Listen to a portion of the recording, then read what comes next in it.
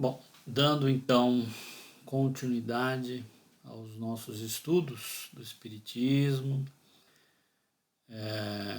nosso grupo, né, que se encontra no segundo ano, estudando a terceira e quarta partes, né? Nesse momento estamos estudando a terceira parte, Leis Morais. Já vimos o capítulo 1, né, onde o Salvador abordou de forma bem legal aí a lei divina ou a lei natural, né? Colocou para nós que essa lei divina ela trata tanto das questões ligadas às leis da matéria, aos fenômenos físicos, né? Como as questões morais, né? As questões ligadas à alma humana ou ao espírito imortal. E que essa lei divina é subdividida aí, de forma didática pela espiritualidade superior através de Kardec em 10 outras leis, procurando especificar a lei divina, detalhar melhor. Essas 10 leis elas vão então seguir os próximos capítulos, né? 2, 3, 4 em seguida, e também são associadas aos 10 mandamentos na primeira revelação para a humanidade, realizada por Moisés. No capítulo 2, o Peruche também elucidou para nós de uma forma bem bacana, separou aí um material para estudo nosso bem legal já dentro das videoaulas, né? Vimos a lei de adoração. E agora vamos passar para o terceiro capítulo, Lei do Trabalho, questões 674 a 685. Tópico 1, necessidade do trabalho, e o 2, limite do trabalho e repouso. E eu já me adianto pedindo desculpas por alguma falha, porque nós estamos nos adaptando, né? Eu, pessoalmente, aí, a essa nova ferramenta, né? Essa forma de comunicação virtual. Então, se houver aí algum erro, eu peço desculpas pelo áudio também, não sei se ele tá legal, mas é uma forma de nos mantermos aí unidos, manter a nossa frequência aí, nossas vibrações elevadas, nossa sintonia com a espiritualidade superior e manter o nosso cronograma também de estudo, né? Vamos lá então. Então temos a questão 674, a pergunta: a necessidade do trabalho é uma lei da natureza? E aqui já observamos a palavra natureza com N maiúsculo. E na literatura espírita, quando nós lermos, né, na palavra natureza ou natural com N maiúsculo, é uma referência à lei divina ou à lei natural. Então, de novo, a necessidade do trabalho é uma lei da natureza? Resposta: o trabalho é uma lei da natureza e por isso mesmo é uma necessidade. A civilização obriga o homem a trabalhar mais porque aumenta as suas necessidades e os seus prazeres. Como sempre, né, uma profundidade nessa questão e nessa resposta, nós temos aqui já conceitos, fundamentos muito profundos, né? Podemos observar aqui, né, que o trabalho é uma necessidade porque está dentro da lei divina, né? Então, assim, se a pessoa não está com vontade de trabalhar, alguma coisa está errada, ela tem que analisar. Porque o trabalho ele deve ser fruto de uma satisfação pessoal, uma vez que está inserido no contexto da índole humana, porque fomos criados já na nossa essência, com essa vontade de trabalhar. Dando sequência aqui, a frase seguinte, né? A civilização obriga o homem a trabalhar mais porque aumenta as suas necessidades e os seus prazeres. Aqui, civilização, é preciso entender, né, que é a própria história da humanidade, o desenvolvimento que a humanidade conquistou e, ao mesmo tempo, não só o desenvolvimento tecnológico, né, mas também o contexto do aumento ao longo dos milênios, né? A população do planeta aumentou, né? E o que se coloca aqui é que a civilização, ou seja, o ser humano, dentro de um contexto macro, né, de uma macro escala, se a gente chegar no planeta, nós somos 7 bilhões e 600 milhões de habitantes, né? Então, estamos numa aldeia global, podemos, né, falar dessa forma. Então, quanto mais a população se desenvolve, no sentido de aumentar a população e ao mesmo tempo da evolução tecnológica e mesmo moral, mais o trabalho vai se exigir mais trabalho, porque as nossas necessidades e os nossos prazeres, eles se tornam, vamos dizer assim, melhor elaborados, né? Nos tornamos mais exigentes. E aqui a gente pode entender, é importante entender que os prazeres aqui não são colocados de forma negativa, pelo contrário, eles são colocados aqui de forma positiva. Nós vamos ver mais para frente, na lei da conservação, que as paixões e os desejos, na verdade, eles são colocados no mundo, né, na nossa vida, na essência humana, como um estímulo, né, para que a gente conquiste e mantenha a nossa existência. O desvio, o excesso, né, o desvio da lei natural está nos excessos, quando a gente tem esses arrastamentos pelos desejos, né, nos deixamos levar, nos excedemos ou até na falta deles.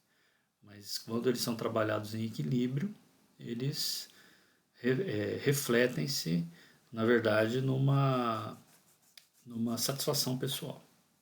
E aqui, para ilustrar, nós temos a imagem de um trabalhador cuidando aí de uma vinícola, né? Um esforço, um trabalho muito grande na produção das uvas, né? Nas parreiras. E o esforço, a logística, toda uma cadeia, né? Industrial, logística, para que essa uva se transforme em vinho e chegue até a nossa casa, na verdade até os estabelecimentos comerciais, para a gente adquirir o vinho, né, a garrafa, e aí poder em casa degustar, apreciar um bom vinho. E poderia aqui ser uma outra bebida. A gente colocou aqui o vinho porque o vinho ele é citado inclusive numa passagem bíblica, né, onde Jesus transformou a água em vinho. Né? E então aqui, mais uma vez, quando o desejo é vivenciado de forma equilibrada, ele está dentro da lei divina. O seu desvio no excesso ou na falta é que nos faz sofrer. Na questão 675, temos a seguinte pergunta: só devemos entender por trabalho as ocupações materiais? Então aqui Kardec está procurando tirar essa dúvida, né? Se existe também em relação ao trabalho algo além, né, das ocupações físicas. A resposta é que não, né? Não devemos entender por trabalho somente as ocupações da matéria. O espírito, e aqui o espírito com E maiúsculo, né? A individualidade do ser humano, também trabalha, como o corpo físico. Toda ocupação útil é trabalho. Então, o que se entende por ocupação útil? Útil é tudo aquilo que fazemos, né, em consonância com a lei divina. E consonância com a lei divina é o bem-estar pessoal e dos nossos semelhantes. Então, tudo aquilo que fazemos procurando auxiliar, desenvolver o bem-estar pessoal ou o bem-estar dos nossos semelhantes é uma ocupação útil e isso é trabalho.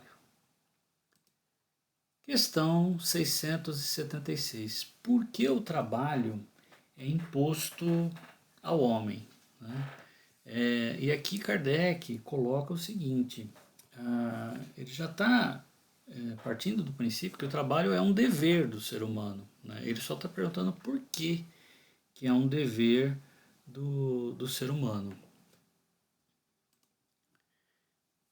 é uma consequência da sua natureza corpórea. Então aqui a gente tem que entender o seguinte: a nossa natureza física, a densidade da matéria do nosso próprio planeta e, por consequência, do nosso organismo físico, pede uma manutenção, um esforço para que se mantenha esse organismo vivo, né? E é uma expiação e, ao mesmo tempo, um meio de aperfeiçoar a sua inteligência. Sem o trabalho, o homem permaneceria na infância intelectual. Então, aqui a expiação no sentido de um esforço compulsório, não existe escolha, né? Ou você trabalha, né? Ou você desencarna, né? Porque o organismo nosso pede um esforço considerável para ele se manter vivo, para ele se manter funcionando. Agora, esse esforço, esse trabalho, né, realizado, ele leva a uma evolução, né, da nossa inteligência. Senão, nós permaneceríamos na infância intelectual. Se quiserem ler a questão 115 do Livro dos Espíritos, ela aprofunda no sentido de que coloca que fomos criados simples e ignorantes. Então, a nossa natureza intelectual e moral, ela vai, conforme as nossas reencarnações, né, conforme vamos passando os séculos e os milênios, o espírito, com E maiúsculo, nossa individualidade, vai desenvolvendo, né, a natureza moral e a natureza intelectual.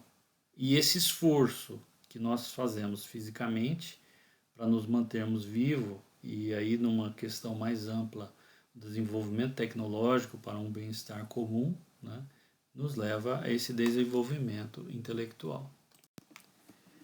Então, na questão 677, por que a natureza provê por si mesma a todas as necessidades dos animais? Então, por que os animais eles têm aí todas as suas necessidades, né, providas, né, pela natureza? Por quê? Tudo trabalha na natureza. Os animais trabalham como tu, mas o seu trabalho, como a sua inteligência, é limitado aos cuidados da conservação. Então, os animais, né, o reino animal, vamos dizer assim, ele é coordenado, né, assistido por espíritos superiores, né, dentro de uma manutenção de sua existência. É lógico que também existe um aperfeiçoamento dentro desse reino animal, mas num outro contexto, que é o que nós vamos ver aqui. Eis porque entre eles o trabalho não conduz ao progresso, enquanto entre os homens, né, ou entre os seres humanos, tem um duplo objetivo: a conservação do corpo e o desenvolvimento do pensamento. Então, o ser humano, dentro do trabalho, né, ele tem o esforço físico para uma manutenção da vida, né, na matéria, e também do desenvolvimento do pensamento. O pensamento aqui, a gente tem que entrar no contexto do século XIX, tá? Então, o desenvolvimento de pensamento no século XIX são ideias. Ideias são sentimentos, desejos, conceitos sobre a existência humana, né? É um desenvolvimento, pensamento é um desenvolvimento de uma forma geral. Mas o que fica claro aqui é que o animal, né, o reino animal não tem o livre-arbítrio.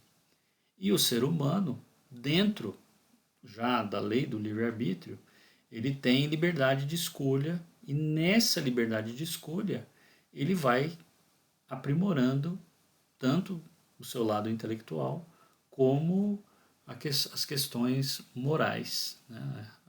O lado do desenvolvimento moral. Então, na questão 678, nos mundos mais aperfeiçoados, o homem é submetido à mesma necessidade de trabalho? A natureza do trabalho é relativa à natureza das necessidades. Quanto menos necessidades materiais, menos material é o trabalho. Mas não julgueis por isso que o homem permanece inativo e inútil. A ociosidade seria um suplício, ao invés de ser um benefício. A gente pode ter aqui, né, já algumas questões bem importantes e interessantes, né? Primeiro que essa questão remete já ao Evangelho segundo o Espiritismo. Como nós já vimos, o livro O Evangelho segundo o Espiritismo é um complemento dessa terceira parte do Livro dos Espíritos. E no capítulo 3, onde é colocada na casa de meu pai existem muitas moradas, né? Ou seja, a pluralidade dos mundos, né? Os estágios em que os planetas se encontram, né? Os 5 estágios, né? Primitivo, provas e expiações, regeneração, que é o que a Terra está entrando agora, né? Mundos ditosos e mundos perfeitos, né? Então a gente, conforme o planeta vai evoluindo e a civilização humana que nele se encontra, há uma necessidade menor da manutenção física, porque o corpo físico vai se tornando mais sutil. Mas é interessante aqui observar que não julgueis por isso que o homem permanece inativo e inútil. Pelo contrário, né? A evolução aqui é sinônimo de atividade, de movimento, né? E de fazer o bem, né? De ser útil. É interessante isso, né? Porque às vezes a gente imagina que numa civilização mais evoluída as máquinas vão estar trabalhando por nós, nós vamos ficar aí assim, no mundo de ociosidade. E não é isso que é colocado aqui, pelo contrário, o prazer, a satisfação do espírito é a atividade. Né? Então aqui a gente vê esse contexto, né, pode transportar ali, associar ao capítulo 3 do Evangelho segundo o Espiritismo, e essa imagem de lírios, né, também no contexto já do planeta Terra, da nossa vida, né, quando Jesus coloca no Evangelho de Mateus, né, olhai para os lírios do campo, como eles crescem, não trabalham nem fiam. E eu vos digo que nem mesmo Salomão, em toda a sua glória, se vestiu como qualquer deles. Né? Então, a nossa preocupação no trabalho, em bens materiais, vamos dizer assim, né? E às vezes colocando aí, desperdiçando, né, o nosso tempo e até a nossa vitalidade, energia física, e muitas vezes de uma forma desnecessária. Né? Então, nesse contexto, o Espiritismo, né, acreditar na imortalidade da alma, no livre-arbítrio, na causa e efeito, vai trazendo para nós aí uma vida, pelo menos nós procuramos, né, ter uma vida mais equilibrada em relação ao não desperdício da matéria, né, enquanto espíritos encarnados. 679. O homem que possui bens suficientes para assegurar a sua subsistência está liberto da lei do trabalho?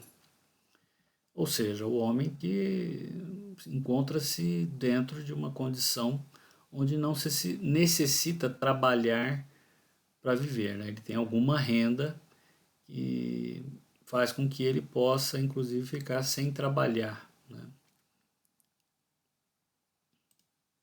Resposta: do trabalho material, talvez, mas não da obrigação de se tornar útil na proporção dos seus meios, de aperfeiçoar a sua inteligência ou a dos outros, o que também é um trabalho.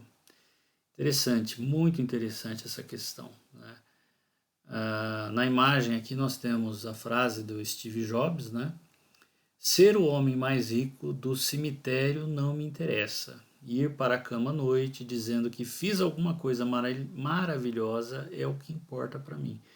Essa frase, ela tem muito a ver com o que essa questão coloca, né? Porque, teoricamente, é um ser humano que, quando estava encarnado, né, ele já desencarnou, ele já tinha atingido, vamos dizer assim, os objetivos principais, né, na questão de sobrevivência física, né, monetária e até fama, né, mas ele queria sempre inovar, né, era uma motivação dentro da sua vida. E é interessante, não sei se ele acreditava, possivelmente, se não me engano, ele era budista, né, na imortalidade da alma, mas ele coloca que adianta você ser rico se você uma hora vai parar no cemitério, né? O importante é essa motivação, esse movimento dentro, essa dinâmica no dia a dia de criar uma coisa maravilhosa. E quando ele coloca dessa criação, era de fazer o bem, de certa forma, para a humanidade, porque ele contribuiu muito para o aprimoramento tecnológico, né? Voltando aqui para a questão 679, né? Então, aqui coloca-se que o trabalho não é só esse trabalho de manutenção. Porque se você se garante já dentro dessa situação, quando você utiliza a sua inteligência para aperfeiçoar a inteligência dos outros, isso também é uma forma de trabalho, isso é prazeroso, isso está vamos dizer assim, em harmonia com a lei divina, né? E aí a gente já entra dentro desse contexto, fazendo uma ponte com a questão 678 passada, né? Dentro desse contexto da, do desapego, né? Da matéria, no sentido de desperdício, né? Não, não aqui no desapego de negar a matéria, mas de não se exceder em nossa vida material, né? Nós precisamos da matéria, mas não em excesso. Questão 680. Não há homens que estão impossibilitados de trabalhar, seja no que for, e cuja existência é inútil? Então Kardec pergunta aqui, né? Quer saber se tem pessoas que a existência é inútil. Deus é justo e só condena aquele cuja existência for voluntariamente inútil. Ou seja, voluntariamente a pessoa não quer trabalhar, né? Não quer ser útil pela sua vontade, né?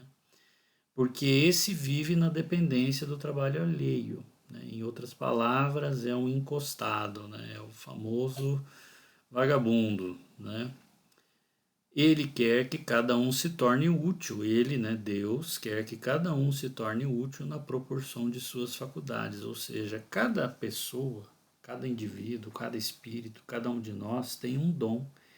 E Deus nos criou para que a gente seja útil dentro desse dom, dessas faculdades que nós trazemos. E como a gente vem estudando aqui, quanto mais nós estivermos afinados com a lei divina e com a nossa essência, mais útil nós seremos. E quanto mais distantes, mais nós estaremos sofrendo, porque nós estaremos nos desviando da lei divina. E eu acho que todo mundo está questionando ou perguntando aqui, né, já que nós estamos tratando das leis morais, né, daquilo que diz respeito ao plano das ideias, dos sentimentos, né, da nossa existência, a depressão. Né? Por que a pessoa entra em depressão? É claro que é um assunto delicado e muito profundo, mas é interessante a gente, de uma forma que, dentro da visão espírita, entender que o meio em que nós vivemos, ele nos arrasta, né? As más tendências nos arrastam, aí nos distanciando dessa essência. Então, por exemplo, o estudo que nós estamos realizando aqui, isso nos traz mais para o eixo, alinhados com a lei divina, né? E no livro Pensamento e Vida, de Emmanuel, psicografado por Chico Xavier, fica bem claro que os nossos pensamentos, eles atraem a realidade que é criada a todo momento, a todo instante, em meio ao que nós sentimos, ao que nós buscamos, aos nossos anseios. E como aqui a gente está estudando a lei do trabalho e vendo que o trabalho é uma necessidade, né, é um dever, é um esforço voluntário, né, nos distanciarmos do trabalho. E o aprimoramento, esse esforço de estarmos alinhados com a lei divina, vai nos dando uma satisfação interna muito grande. Existem mecanismos, e um desse mecanismo para quando nós estamos em sofrimento, nos aproximarmos da lei divina e do sentimento de felicidade, um deles se chama Espiritismo, uma dessas ferramentas. Aqui pede para ver o item 643. Né? Essa questão 643, ela questiona também a inutilidade do ser, né? Colocando que existem pessoas que, porventura, não podem ou não conseguem ser úteis, e aí a resposta no item 643 vai dentro desse contexto, dessa questão 680, é que somente aquele que está cego pelo orgulho não consegue enxergar algo que possa ser feito pelo bem de uma forma geral. E nós temos aqui ao lado a imagem do irmão Tadeu, né, auxiliando uma senhora idosa, né, no Centro Espírita Casa do Caminho, em Araxá, em Minas Gerais. No caso dessa senhora, não é uma atitude, ela é inerente à vontade dela, né? Ela precisa de auxílio e cuidados para a sua manutenção física e até psíquica, né? É um exemplo aí de um momento em nossas vidas onde não temos como cuidar de nós mesmos. Precisamos do cuidado do outro. 681. A lei da natureza impõe aos filhos a obrigação de trabalhar para os pais? Certamente, como os pais devem trabalhar para os filhos. Eis porque Deus fez do amor filial e do amor paternal um sentimento natural. Então, nessa questão aqui, fica clara a interdependência do ser humano, nesse caso, dentro do contexto familiar, né? E dos ciclos de que a vida é feita. E existem momentos onde nós dependemos do outro e momentos onde o outro depende de nós, né? Uma responsabilidade aí do ser humano com o outro. Complementando, é o que com muita frequência não se reconhece em vossa atual sociedade. É claro que aqui Kardec estava se referindo à sociedade do século XIX. Kardec não, a espiritualidade superior, né? A sociedade do século XIX, mas hoje, no século XXI, início do século XXI, a gente percebe que continua mesmo, né? De uma forma geral, aquele ditado, né? Um pai cria 10 filhos, mas 10 filhos não criam um pai. É claro que eu estou colocando aqui de uma forma geral, porque eu sei que existem famílias onde o respeito do filho pelo pai e pela mãe é muito grande, e os cuidados também. No item 205 aqui, é uma questão do Livro dos Espíritos que coloca a lei da imortalidade da alma, a reencarnação. É uma pergunta, né? Ela não faria com que houvesse uma desagregação familiar? Então, claro, se espíritos afins estão reencarnando na mesma família, existe uma reciprocidade de sentimentos calorosos, amorosos, né, afetuosos. Agora, se dentro do contexto familiar nós temos aí uma pessoa, né, um espírito que tem aí uma dificuldade já relacionada de vidas passadas com um dos elementos dos integrantes da família ou com uma família toda, isso é motivo aí de um certo atrito, de maior ou menor grau, dependendo da questão que nós estamos colocando. Agora, cabe a essa família, aos integrantes da família, justamente um esforço maior, porque essa pessoa não está inserida ali por acaso, né? Então, existe um comprometimento ali das provas reencarnatórias, né? De acertos relacionados aí de cada espírito, né? E de ambas as partes, e mais uma vez, né, o contexto do espiritismo vai auxiliar para uma harmonização e, por consequência, uma bem-sucedida reencarnação dentro desse contexto aí, desse caso que eu coloquei na família, né? Então vamos lá, 682. Aqui nós já estamos no segundo tópico, limite do trabalho, repouso. Sendo o repouso uma necessidade após o trabalho, não é uma lei da natureza, e aqui natureza com N maiúsculo, tá? Sem dúvida, o repouso serve para reparar as forças do corpo. É também necessário para deixar um pouco mais de liberdade à inteligência que deve elevar-se acima da matéria. Então, o que está colocando aqui, né, é que o corpo físico precisa de um momento para ele se refazer, né? E esse momento é durante o sono.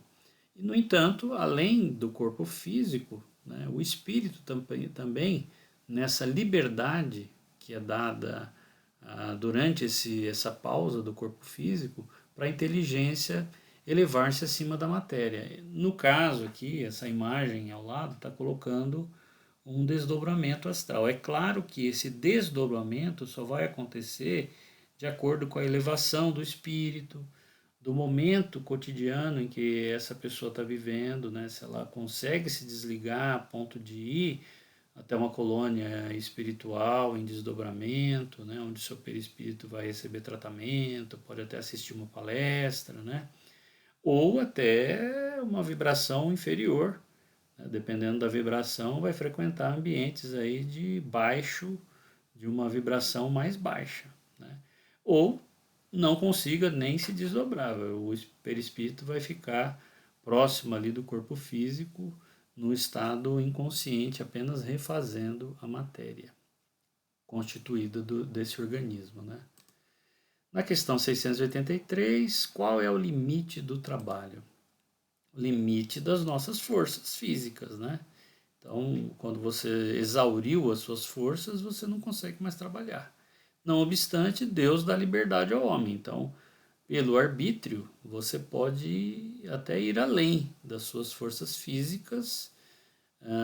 Aqui poderíamos colocar como exemplo alguns estimulantes, né, algumas drogas que fazem com que o corpo físico ele continue aí excitado, né, para que a pessoa dê continuidade a um trabalho, a uma tarefa, né, mas isso vai ter um custo, né. Esse custo pode ser até um desequilíbrio orgânico de maior ou menor grau. Mas o importante é que a gente entender que o repouso é uma lei divina, né? Também é uma necessidade do corpo físico e do próprio espírito. E o limite desse esforço físico, né, desse trabalho, ele é colocado pela própria força nossa quando nós sentimos que ela vai estar se esvaindo, né? 684. Que pensar dos que abusam da autoridade para impor aos seus inferiores um excesso de trabalho? É uma das piores ações. Todo homem que tem o poder de comandar é responsável pelo excesso do trabalho, que impõe aos seus inferiores porque transgride a lei de Deus. Então, o contexto dessa questão aqui é o seguinte: uma autoridade, né, uma pessoa que ocupa um cargo importante e que tem subordinados, vamos dizer, a ele dentro de uma empresa, dentro de um contexto qualquer aí, tem pessoas que estão sob o seu comando, né? Quando ele impõe a estas pessoas um trabalho além dos limites, né, que o corpo físico suporta ou até que a condição mental, né, ou leva a um estresse, por exemplo, né, físico ou mental, aqui é colocado como alguém que está contribuindo para que se transgride a lei de Deus. E pela lei da causa e efeito, da imortalidade da alma, haverá uma resposta, né, dentro da lei divina para esse tipo de atitude. O item 273 fala exatamente disso, né? Dessa questão quando nós temos essa visão, né, e é o nosso caso, quanto espíritas, né, da imortalidade da alma, de que uma pessoa que num tempo ocupou ou ocupa uma condição de autoridade, numa outra reencarnação ela pode ocupar o cargo exatamente de um subordinado daquele que nessa reencarnação seria alguém inferior a ele, do ponto de vista de uma hierarquia física, né? Então, a grosso modo, um senhor, né, um senhor feudal, um senhor de engenho na época da escravatura, numa outra reencarnação, ele poderia vir como escravo também e até como um escravo do escravo dele, que aí no caso o escravo ocuparia um outro cargo, né? Que poderia ser também de um senhor de engenho ou de um capataz, né? E assim por diante. Enfim, ele estaria subordinado a quem ele maltratou numa reencarnação passada. Essa visão é uma visão claramente equalizadora, né, das nossas atitudes. O espírita, por essência, ele passa a rever, né, as suas atitudes e, de certa forma, sofre mais do que as outras pessoas que não acreditam na imortalidade da alma, né, porque você já passa a não querer que esse tipo de situação seja fruto da sua atitude, né, da atitude pessoal. Inclusive, no Evangelho segundo o Espiritismo, no item 3 do capítulo 17, Kardec coloca que reconhece-se o verdadeiro espírita pela sua transformação moral e pelos esforços que faz para domar as suas más inclinações, que é o que nós colocamos aqui como o arrastamento para o mal, né, onde as paixões em excesso nos retiram, né, nos desviam da lei divina. E aí ele dá continuidade. Enquanto que um se compraz em seu horizonte limitado, o outro, né, que já tem essa compreensão da doutrina espírita, ou que estuda, né, a doutrina espírita, compreende alguma coisa de melhor. E se esforça, né, o esforço aqui, o trabalho, para dele se libertar, e sempre o consegue quando tem vontade firme, né? Então, se libertar do quê? Desses arrastamentos ao mal. A imagem ao lado mostra aí um desequilíbrio ainda que a nossa sociedade apresenta, né? Passados aí 160, mais de 160 anos, os desequilíbrios sociais que se refletem também no indivíduo ainda se encontram presentes. 685. O homem tem direito ao repouso na sua velhice? Sim, pois não está obrigado a nada, senão na proporção de suas forças, conforme nós já vimos, né? 685A. Mas o que fará o velho que precisa trabalhar para viver e não pode? O forte deve trabalhar para o fraco. Na falta da família, a sociedade deve ampará-lo. Essa é a lei da caridade. E a lei da caridade nós vamos ver mais à frente, é a principal lei de todas as leis, dessas 10 leis que são subdivididas aí para compreendermos a lei divina, né? É interessante aqui que Kardec, no século XIX, quando ele fala assim, a sociedade deve ampará-lo, ele já está tratando da previdência social mesmo, né? E a gente observa que ainda hoje a previdência não está resolvida na maioria dos países do planeta, do nosso planeta, né?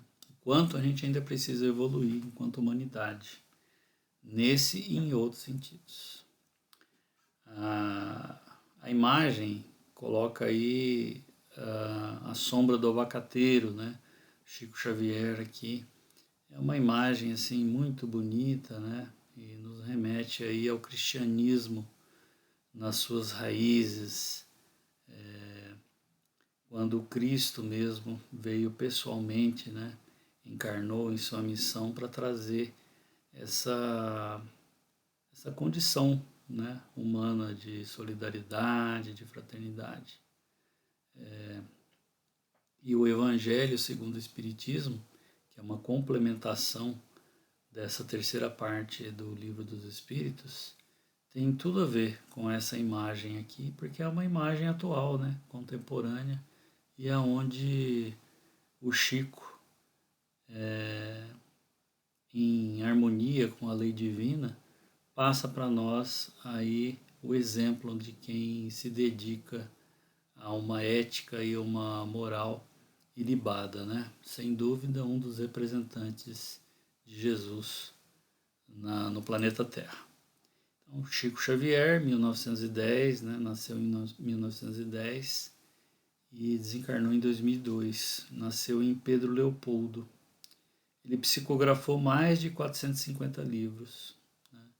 E com mais de 50 milhões de exemplares vendidos, e psicografou mais de 10 mil cartas, né? A imagem ao lado é a das reuniões à sombra do abacateiro. Sem dúvida, ele contribuiu muito para a continuidade do espiritismo no planeta Terra, para que a terceira revelação para a humanidade se consolidasse, né, e continue sendo difundida. E esses livros, né, principalmente a coleção do André Luiz e de Emmanuel, mas inúmeros outros livros, contribuem para a divulgação da doutrina dos espíritos. E vale lembrar que o Brasil, no censo do IBGE, que foi feito em 2010, consta 2.800.000 espíritas convictos e simpatizantes em relação à lei da reencarnação, né? 40 milhões de simpatizantes. Num país de 210 milhões, é muita gente. Então, na questão 685A, Kardec faz o seguinte comentário: há um elemento que não se ponderou bastante, e sem o qual a ciência econômica não passa de teoria: a educação. Kardec, como um pedagogo, né, discípulo de Pestalozzi, quando tinha por volta de 27, 28 anos, recebeu o prêmio da Academia Real de Ciência Francesa, né? Então, quando ele tinha com menos de 30 anos, ele já recebeu o prêmio máximo dentro da França que um cientista poderia receber. Os livros que Kardec publicou, por exemplo, de gramática francesa, foram utilizados dentro das escolas da França por décadas, né? Ele tinha um conhecimento na área de aritmética, anatomia comparada. Realmente ele versava, né, vários idiomas, línguas mortas, o holandês, o alemão, né? Ele tinha realmente uma bagagem aí pessoal, intelectual muito grande. E com o advento aí do espiritismo, ele levou, né, esse conhecimento dele para o campo também moral e ético, né? Então ele tinha uma visão de educação muito abrangente, podemos dizer assim. Não a educação intelectual, mas a moral, e nem ainda a educação moral pelos livros, mas a que consiste na arte de formar os caráteres, aquela que cria os hábitos, porque educação é conjunto de hábitos adquiridos.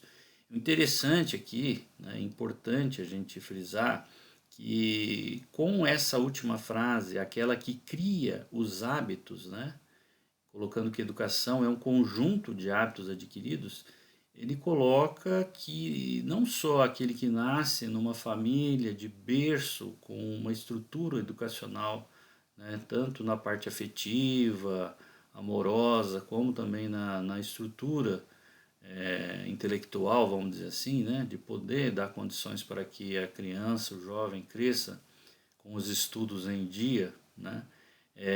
Também aqui dentro já do campo moral, ele coloca que o cidadão ele pode se estruturar e adquirir, né?